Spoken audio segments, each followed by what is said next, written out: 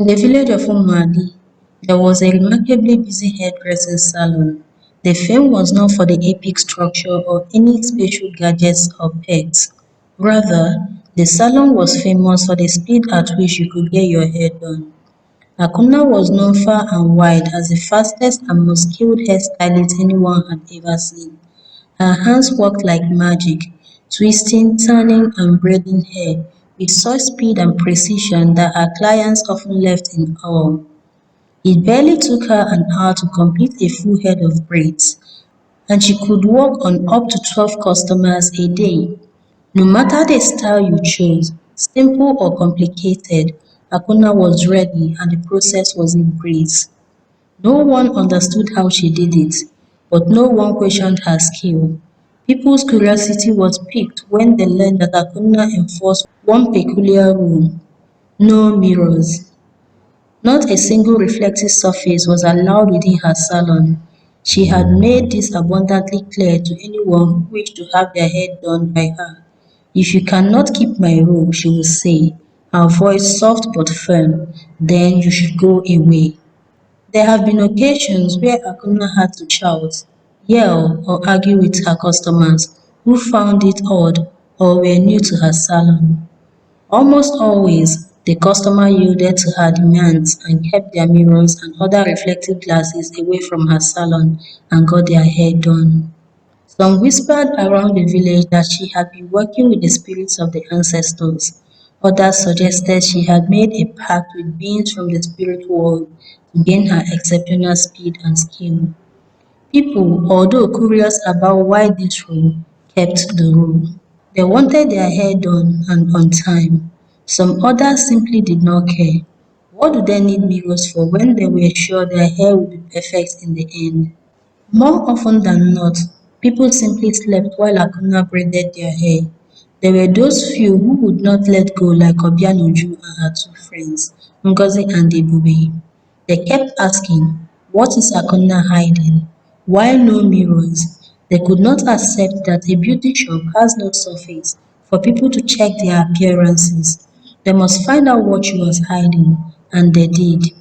Obianuju, a young woman known for her love of gossip and curiosity, had always found Akuna's rule odd.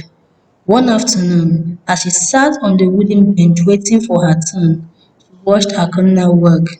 The stylist's hands were a blur of motion, her fingers weaving hair into intricate patterns with breathtaking speed.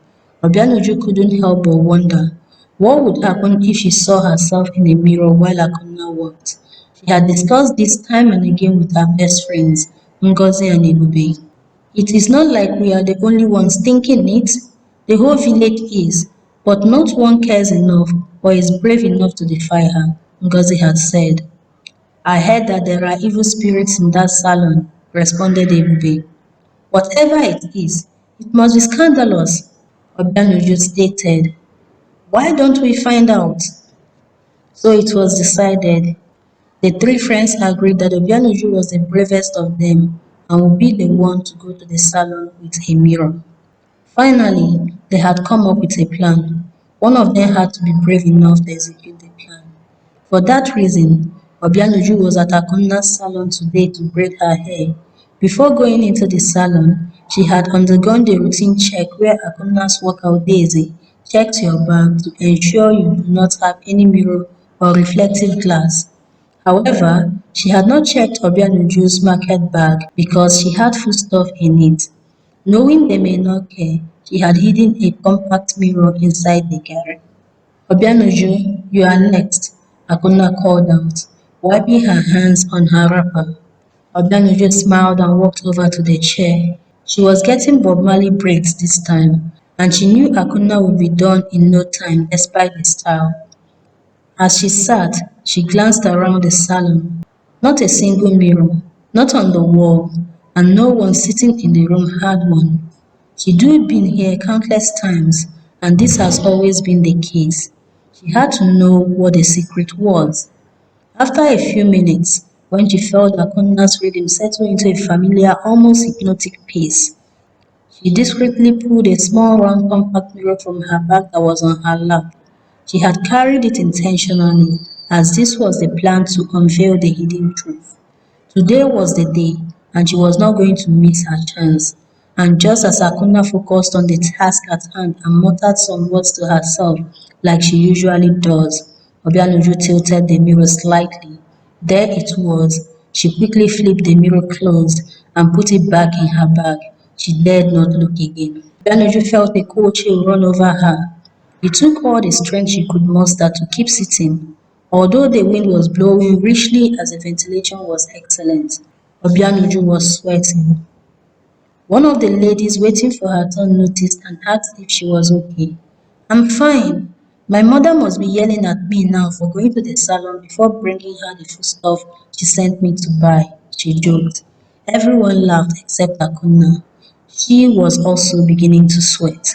In the mirror, Obianuju saw not only herself but Akuna and six other shadowy hands, braiding different strands of her hair.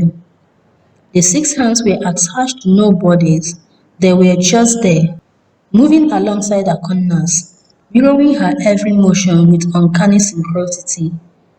Their forms were hazy and translucent, yet their presence was unmistakable. Akuna's hand never stopped, never faltered. She continued braiding as if nothing had happened. But Obianuju could swear she felt a slight tension in the air. Things were beginning to move. When Akuna finished, Obianuju paid her and left the salon in a daze.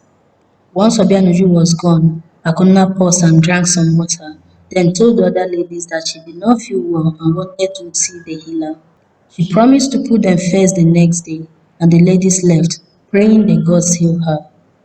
By evening, when Obianuju met with her friends, she was unsure how to explain what she had seen. When she told them, they knew that they had to confront Akuna, but first, they needed some advice from someone who saw beyond them. Although they were known as the loudmouths in the village, they knew this was not the time to sell the story. What if I have unleashed something that may harm me? Obianuju asked. I know just the person to ask about this, Ngozi assured her. The next morning, Obianuju, Ngozi and Ebube were on their way to see the seer when they passed by Akunna's salon. The building was still there, but she was nowhere to be found. Her neighbors said they hadn't seen her since the previous night. The salon was empty with no customer, no tools or goods. Every tool Akunna used in her trade, every comb, every piece of cloth had vanished. The neighbors were certain she had not traveled or moved from the neighborhood. The report of a missing person reached the village head, and a search party was sent out to find Akuna, but there was no trail to follow. It was unheard of that someone was missing from the village of Umuadi, so the head sent for the seer. The old lady, when asked what this was, smiled and said, Akuna will be fine. She had just been called to the other world to heal, and when she is ready, she would return.